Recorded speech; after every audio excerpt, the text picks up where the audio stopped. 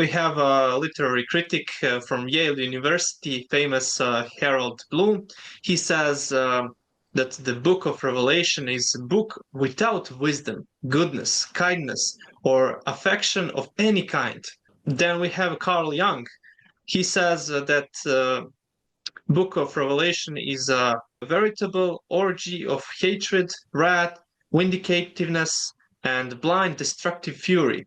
Also, we have C.H. Dodd said that Revelation has a more primitive view of God, even below the level of the best parts of the Old Testament.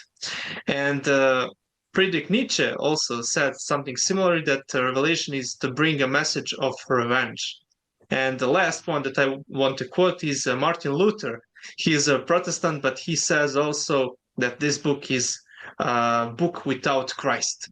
So how do you wrestle with all these hard opinions about this book that you described as the vision of healing?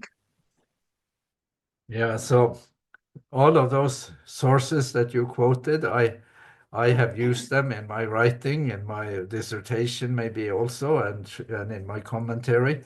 And I have about 30 videos on YouTube by going through Revelation under the title Rereading Revelation. And I think those critics are easy to answer. So, one modern writer who talks about the same book, Richard Bauckham, he says, "Oh, Revelation is a very artistic book, amazing composition, very radical political critique and profound theology." So he said, the others say it's a primitive book, it's a violent book, it is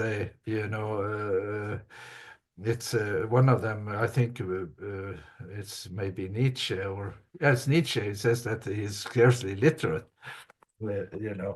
Well, he is very literate because he is full of his reading of the Old Testament, and he has put it together in an amazing composition that is in many ways idiosyncratic. It is a unique way of using language.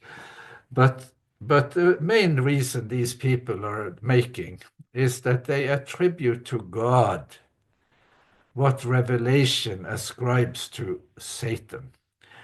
The book of Revelation is a book of revelation. It reveals God, the kind of person God is, and the figure of Revelation is the lamb that was killed with violence. That's the God part of the story. And then it exposes it. Revelation is also what we call in English an expose. The bad side, the demonic side, pretended to be good, pretended to be something other than it is. So Revelation is a kind of stripping away of that pretense and showing the demonic up for what it is. And in that, if you just settle that question and you go back to Harold Bloom and to Jung and to Nietzsche and all of them and say, well, you guess what? You made a big mistake here because you ascribe to God what should have been ascribed to the devil, to the wicked side.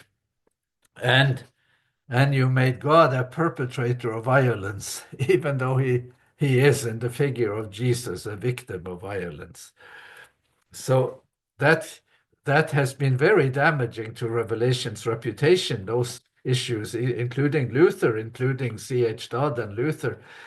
Of course, that has been very harmful to the reputation of Revelation. But somehow that book has in some ways crawled out from the ashes in our time and is in asserting itself as a theologically very rich book that has enormous relevance to our time, because we need